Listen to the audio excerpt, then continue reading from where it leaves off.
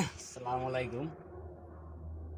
একটা কথা মনে পড়ে গেল, তাই শেয়ার করতেছি। যখন গ্রামে থাকতাম তখন মসজিদে দুই চারটা মানুষ, আসরের নামাজে 6-7 জন মানুষ হইতো।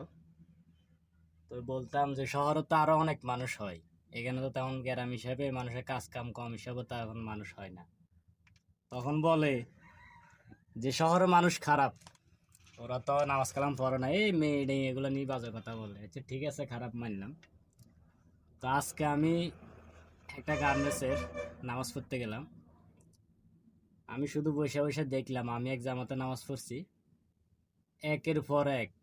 মানে একটা গার্মেন্টসে যত লোক আছে সবাই 20 জন 22 জন 24 জন করে আসতেছে, আর প্রত্যেকটা যতগুলা 20 জন 22 জন আছে, সবাই মিলে একটা একটা জামাত পড়তেছে।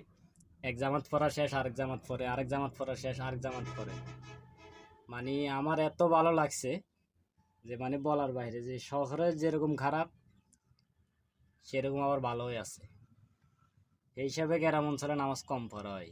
আবার গ্রাম নিয়ে কেউ তুচ্ছ তাচ্ছ মনে করবেন না, বললাম আর কি, একটা কথা শেয়ার করলাম, ওই আর কি।